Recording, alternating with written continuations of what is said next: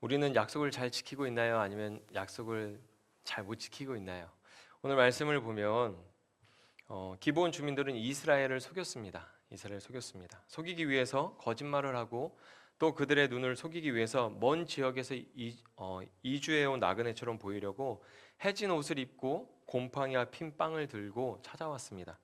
기브온 사람들의 이야기를 듣고 그들의 모습을 보면 정말 그들의 말이 사실처럼 느껴집니다. 제가 생각해 보니까 기브온 사람들이 이스라엘에 대해서 조사를 많이 한 것 같아요. 그들이 먼 곳에서 거주할 곳을 찾아온 나그네로 위장을 했는데 이스라엘이 그들을 바라볼 때 어떤 생각을 했을까요? 저는 이스라엘 사람들이 기브온을 바라보면서 광야에서 방황했던 자신들의 옛 모습을 생각했을 것 같아요. 아, 우리도 저럴 때가 있었지. 저렇게 정처 없이 떠돌고 우리도 그렇게 힘들게 생활했던 그 과거의 시간들을 회상하면서 자기들의 모습을 보지 않았을까 싶어요. 그래서 그들을 쉽게 받아줬다고 저는 생각을 합니다. 그냥 단순히 뭐 헌옷을 입고 곰팡이 핀 빵을 들고 찾아와서 불쌍해 보여서 그들을 쉽게 받아준 것이 아니라 그들을 볼 때 자기들이 광야에서 방황했던 그 시간들이 떠올라서 그들을 쉽게 받아준 거죠. 동병상련이라는 말이 있죠. 어려운 처지에 있는 사람끼리 서로 동정하고 돕는다는 뜻입니다. 배부른 사람이 배고픈 사람을 돕고 나눠줄 것 같지만 오히려 배고픔을 아는 사람이 배고픈 사람을 돕고 적은 것이라도 나누는 경우가 많습니다. 우리는 여기에서 한 가지 교훈을 얻을 수가 있습니다. 사람이 사람을 속이려고 마음을 먹으면 속지 않는 사람은 없습니다. 사람이 정말 사람을 속이려고 마음을 먹으면 다 속는 것 같아요. 사실 우리는 수많은 거짓말 속에서 살아갑니다. 우리가 일상생활을 하면서 광고만 보더라도 어떤 광고들이 우리를 현혹합니까? 이거 먹으면 살 빠집니다. 그러면서 막 몸이 좋은 막 여자와 남자들이 나와서 저 이거 먹고 살 빠졌어요 하면 무조건 사게 되죠. 그리고 이거 이렇게 하면 수입이 3배 오릅니다. 아, 저도 고정 어떤 수입 이외에 또 다른 수입이 생겼어요. 이러면서 막 그런 이야기하고 이거 안 보면 후회합니다. 그런 거 보면서 늘 우리는 속고 속는데 어떻게 합니까? 다시 클릭하게 되고 또 그 이야기에 귀를 기울이게 되죠. 그런데 한 가지 분명한 것이 있습니다. 거짓은 오래 가지 않습니다. 기브온 사람들이 이스라엘을 속이고 3일이 지났을 때 그들의 거짓이 드러납니다. 그래서 우리는 거짓을 멀리해야 됩니다. 거짓은 반드시 드러나기 때문입니다. 그리고 사람은 속일 수 있지만 하나님은 속일 수 없습니다. 그렇기 때문에 거짓은 언젠가 때가 되면 반드시 드러나게 되어 있습니다. 기브온 사람들에게 속은 것을 깨닫고 여호수아가 그들에게 불러서 물어봅니다. 여호수아 9장 22절에서 24절 말씀입니다. 말씀을 보면 이렇게 기록하고 있습니다. 여호수아가 그들을 불러다가 말하여 이르되 너희가 우리 가운데에 거주하면서 어찌하여 심히 먼 곳에서 왔다고 하여 우리를 속였느냐? 그러므로 너희가 저주를 받나니 너희가 대를 이어 종이 되어 다 내 하나님의 집을 위하여 나무를 패며 물을 깃는 자가 되리라 하니 그들이 여호수아에게 대답하여 이르되 당신의 하나님 여호와께서 그의 종 모세에게 명령하사 이 땅을 다 당신들에게 주고 이 땅의 모든 주민을 당신들 앞에서 멸하라 하신 것이 당신의 종들에게 분명히 들림으로 당신들로 말미암아 우리의 목숨을 잃을까 심히 두려워하여 이같이 하였나이다. 아멘. 기브온이 왜 거짓말을 했습니까? 목숨을 잃는 게 두려웠기 때문입니다. 살고 싶어서 거짓말을 했다고 말합니다. 기브온 사람들은 가나안에 살고 있었지만 하나님께서 모세에게 명령하신 내용도 들었고 하나님께서 가나안 땅을 주시고 그 땅에 사는 모든 사람들을 다 죽이라고 명령하신 소식도 분명히 들었습니다. 그런데 정말 하나님께서 명령하신 말씀들이 하나님께서 그 명령하신 말씀들을 이루어가고 계신 것을 기브온 사람들이 귀로 듣고 눈으로 보면서 느끼고 있었던 겁니다. 아, 이스라엘의 하나님은 살아계신 하나님이구나. 우리가 가나안 땅에서 여러 신들을 섬겼는데 우리가 섬겼던 그 신들과는 다르구나. 아, 이스라엘의 하나님은 살아계신 하나님이구나. 그래서 큰 두려움을 느끼고 살고 싶어서 이스라엘을 속이고 평화 조약을 맺은 것입니다. 우리가 지난주에 이어서 말씀을 생각해 보면 이스라엘은 하나님의 말씀을 잊어버려서 기브온 주민과 화친을 맺었습니다. 바른 길에서 미끄러져서 넘어지고 다른 길로 치우쳤습니다. 그런데 이방인이었던 기브온 사람들은 어떤 모습을 취하고 있습니까? 여호와 하나님께서 모세에게 명령하신 내용부터 이스라엘에게 하셨던 명령과 약속들을 기억하고 그 말씀을 이루어 가시는 살아계신 하나님, 전능하신 하나님을 간접적으로 경험하고 있었던 겁니다. 그 두려움 때문에 어떻게 해서든지 이스라엘 사람들에게 잘 보이고 평화 조약을 맺으려고 했던 겁니다. 저는 이런 기브온 사람들의 모습 속에서 한 여인이 보입니다. 신약 성경에서 하나님의 도우심을 갈망하며 엎드렸던 수로보니게 여인이 보입니다. 마가복음 7장 27절에서 29절 말씀 같이 읽어볼까요? 같이 읽겠습니다. 시작. 예수께서 이르시되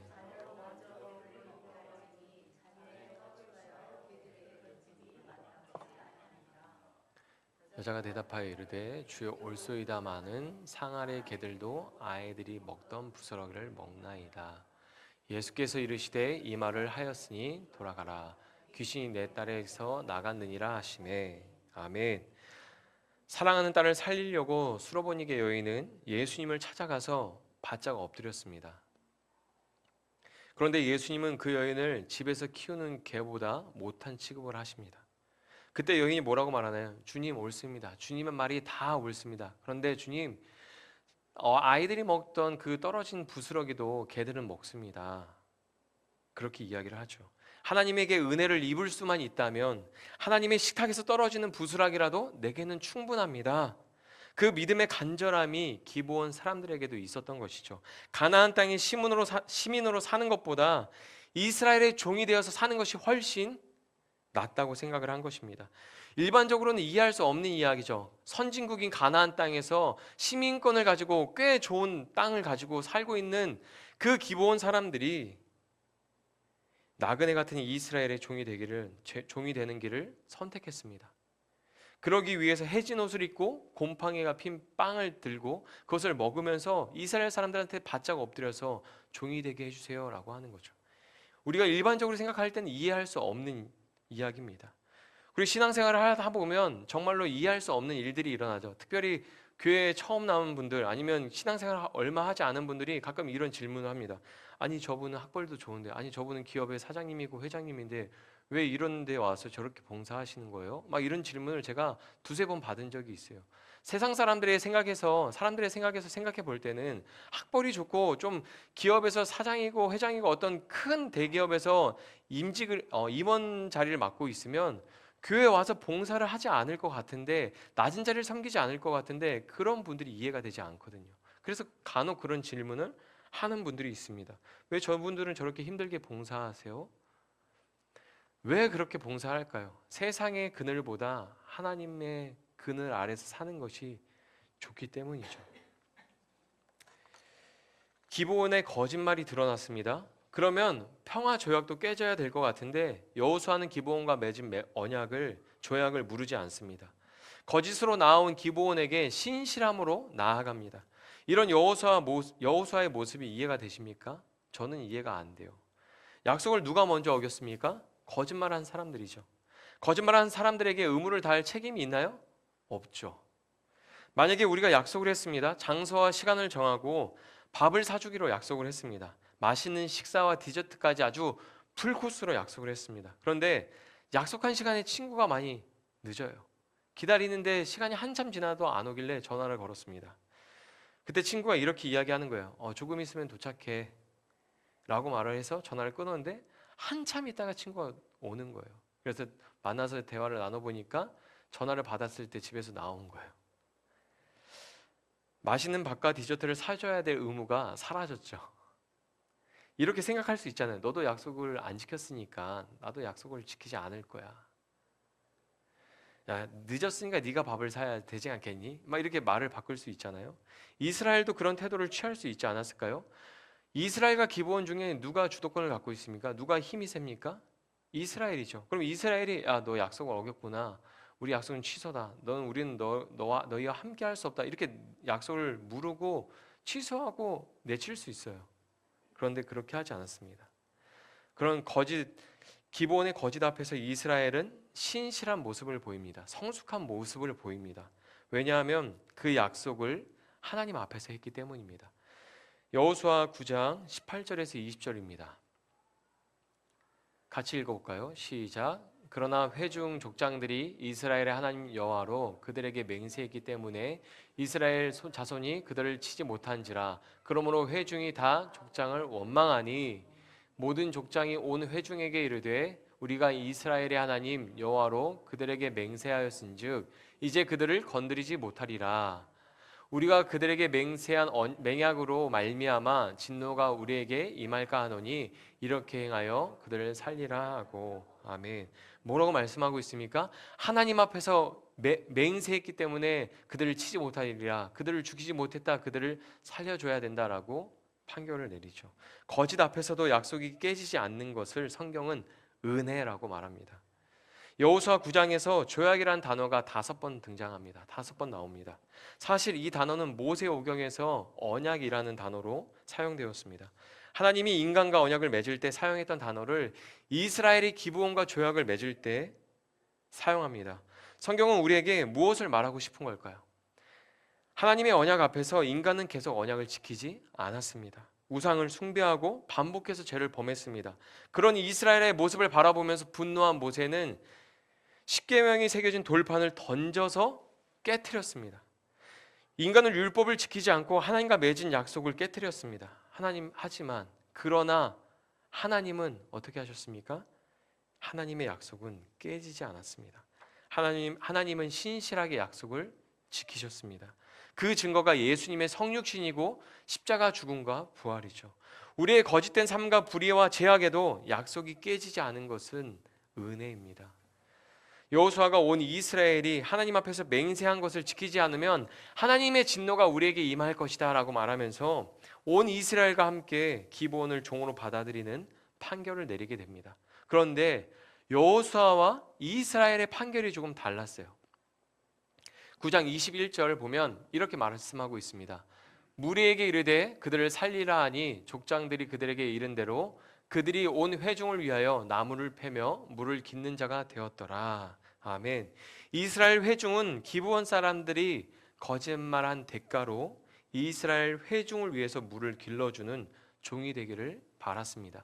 이게 뭐냐면 이스라엘 회중의 종이 되는 걸 바랬다는 건 우리 개개인의 종이 되길 바라는 거예요. 우리 집에 물이 떨어졌네. 물 좀 받아와. 그럼 물 받아오고. 그런데 여호수아의 판결은 조금 달랐습니다. 23절을 보면 이렇게 기록하고 있습니다. 그러므로 너희가 저주를 받나니 너희가 대를 이어 종이 되어 다 내 하나님의 집을 위하여 나무를 패며 물을 깃는 자가 되리라. 이스라엘의 회중이 아니라 하나님의 집을 위하여 나무를 패며 물을 깃는 종이 되리라 라고 말하죠. 이스라엘의 판결도 은혜라고 할 수 있지만 여호수아의 판결이 더 선하죠. 이스라엘의 판결에는 보복성, 안갚음이 담겨 있지만 여호수아의 판결은 오직 기브온만을 위한 판결이죠. 오직 은혜와 오직 긍휼만이 있는 판결이죠. 어떠한 신학자는 이 이야기를 보고서 이렇게 이야기합니다. 여호수아가 하나님의 집에서 기브온 주민들이 섬기게 한 것은 그들이 여호와 신앙을 갖게 하기 위함이다 라고 말하는 신학자도 있습니다. 중요한 것은 이스라엘과 여호수아의 판결이 달랐고 결국은 기브온이 하나님의 집에서 물 깃는 자가 되었다는 것이죠. 기브온 주민들은 이스라엘 공동체에 들어갈 자격이 없었지만 그들은 긍휼과 은혜를 입었습니다. 그리고 하나님의 집에서 일하는 사람들이 되었습니다. 성경이 거짓말을 가볍게 여기고 있는 게 아닙니다. 하나님의 은혜가 얼마나 놀라운지 우리에게 보여주고 있는 것이죠. 기브온 사람들이 이스라엘 공동체에 들어오게 된 이야기는 구속사적인 복음이 담겨 있습니다. 사탄은 거짓으로 하와 아담을 속여서 에덴 동산에서 쫓겨나게 만들었습니다. 인간이 하나님과 맺은 약속을 깨트리게 했습니다. 하지만 하나님은 인간을 향한 하나님의 사랑을 포기하지 않으셨고 그들에게 살기를 열어주셨습니다. 인간은 하나님 앞에서 항상 거짓말을 하고 거짓을 행했지만 언제나 하나님은 그들에게 신실함으로 대응하셨습니다. 인간은 늘 거짓에 현혹되어서 우상을 숭배하고 세상의 쾌락과 부와 명예를 쫓았지만 하나님은 그들을 끝까지 사랑하셨습니다. 그렇게 하나님의 뜻을 이루어가는 인간의 싸움이 하나님의 싸움이 되었습니다. 그래서 예수님이 성육신하셔서 이 땅에 오신 것이죠. 여호수아 10장을 보면 기브온 주민들이 이스라엘에게 붙은 것을 알고 아모리 족속의 5 왕들이 연합해서 연합군을 보냅니다. 그런데 그 싸움이 기브온의 싸움이 아니라 이스라엘의 싸움이 됩니다. 이런 내용은 구속사적인 복음을 모르면, 언약의 관점을 모르면 이해가 안 되는 내용이죠. 그러나 복음을 깨닫고 언약에 담겨진 하나님의 의도를 깨달으면 우리를 위해서 끝까지 싸우시는 하나님이 이해가 되는 것이죠. 우리는 하나님 나라의 백성이 되기에는 자격이 없는 존재입니다. 왜 그렇습니까? 죄인이라서 그렇습니다. 그냥 죄인, 용서받은 죄인이 아니라 여전히 용서받았지만 여전히 죄인으로 살고 있죠. 여전히 반복해서 죄를 짓고 있습니다. 그러나 이 땅에 오셔서 우리를 대신해서 십자가에서 죽으시고 부활하신 예수님을 믿으면 그리스도 안에 거하는 존재가 됩니다. 하나님의 집에 거하는 존재가 되는 것이죠. 자격이 없지만 그리스도 안에 거하는 자에게 하나님은 더 이상 자격을 묻지 않으십니다. 오직 긍휼과 은혜를 베풀어 주십니다. 하나님은 한 번 시작하면 끝까지 사랑하시는 분입니다. 우리는 우리 앞에 펼쳐진 문제와 고통에 괴로워하지만 주님께서는 우리의 문제와 고통을 위해서 싸우시는 분이시죠. 언약 안에서 은혜 아래서 우리의 싸움이 하나님의 싸움이 되었기 때문입니다. 그래서 예수님의 승리가 우리의 승리가 되는 것이죠. 우리는 거짓이 가득한 세상에서 살고 있습니다. 너무 쉽게 자기의 이익을 위해서 거짓말하고 속이는 사람들 사이에서 살고 있습니다. 그리스도인들도 얼마나 거짓말 잘하는지 몰라요. 제가 봤을 땐 세상 사람보다 더 잘하는 것 같아요. 그런 세상에서, 거짓이 가득한 세상에서 우리는 이런 생각을 하기 쉽죠. 이 정도쯤은 괜찮지 않을까? 다른 사람도 다 속이고 거짓말하는데 이런 건 죄도 아닌데 이 정도는 괜찮지 않을까? 자기 이익을 위해서 말을 휙 바꾸는데 나도 이 정도쯤은 괜찮지 않을까? 이런 생각을 하고 살아가기 쉽습니다. 그러나 그러다가 아간이 죽은 거예요. 거짓 앞에서 무책임하게 살고 덜 진실하고 덜 신실하게 살아도 괜찮을 것 같아요. 그러나 하나님은 그런 태도에 진노하십니다. 하나님 앞에서, 하나님과 맺은 언약 앞에서 신실하게 살아가는 삶의 태도가 정말 중요합니다. 사람들은 모르지만 하나님을 다 보고 계시고 하나님은 다 알고 계십니다. 우리가 은혜를 누릴 때 하나님 말씀 앞에서 얼마나 많은 아멘을 외쳤습니까? 얼마나 많은 찬양을 하나님께 고백했습니까? 우리가 예배 때 아멘하고 찬양으로 고백하고 막 눈물 흘리면서 얼마나 많은 고백들을 하나님 앞에 올려드렸습니까? 부흥회 때나 이런 이야기를 들을 때가 있잖아요. 찬양은 무서운 거다. 쉽게 고백하면 안 된다. 뭐 이런 찬양들 가사에 있지 않습니까? 주님 말씀하시면 내가 나가리다. 뜻하신 그곳에 나 있기 원합니다. 이끄시는 대로 순종하며 살리니 내 생명 주께 드리리. 우리는 뭐 순종하며 살리라, 사랑하며 살리라. 하나님 앞에서 우리가 얼마나 많은 아멘과 다짐을 했습니까? 마음으로 이렇게 살아야지, 하나님의 은혜를 따라서 살아야지 우린 다짐하지 않았습니까? 다 거짓말이었나요? 아니잖아요. 그렇죠? 하나님을 정말 사랑하고 믿고 있잖아요. 세상에 거짓이 가득하고 거짓에 내가 넘어지고 속고 또 속아도 하나님은 우리를 속이지 않으십니다. 우리는 그 신실하신 하나님 앞에서 신실하게 말씀을 따라 살아가야 합니다. 하나님과 맺은 언약을 따라서 신실하게, 하나님 말씀 앞에서 신실하게 살아가야 합니다. 우리의 거짓된 삶 앞에서도 하나님의 약속은 깨지지 않았습니다. 하나님은 어제나 오늘이나 우리에게 넘치도록 은혜를 베풀고 계십니다. 느헤미야 3장 7절 말씀을 보면 이런 말씀이 있습니다. 그 다음은 기브온 사람 물라데와 메로노 사람 야돈이 강 서쪽 총독의 관할에 속한 기브온 사람들 및 미스바 사람들과 더불어 중수하였고. 아멘. 느헤미야가 고국에 돌아와서 무너진 성전을 재건할 때 그 현장에서 수고한 사람들의 이름을 기록해 놓았습니다. 그런데 그 기록에 기브온 사람들이 나옵니다. 거짓된 삶 앞에서도 깨지지 않은 약속, 그 은혜를 누렸던 기브온 사람들이, 이스라엘 공동체에 들어갈 자격이 없던 자들이 하나님의 긍휼과 은혜로 하나님의 집을 위해서 충성된 종이 되어서 살고 있는 모습을 보게 됩니다. 불완전하고 불의하고 거짓이 가득한 우리의 삶이 하나님의 놀라운 은혜로 말미암아 하나님의 집에서 영원히 섬기는 자로 살아가는 은혜를 누리게 되시기를 축복합니다.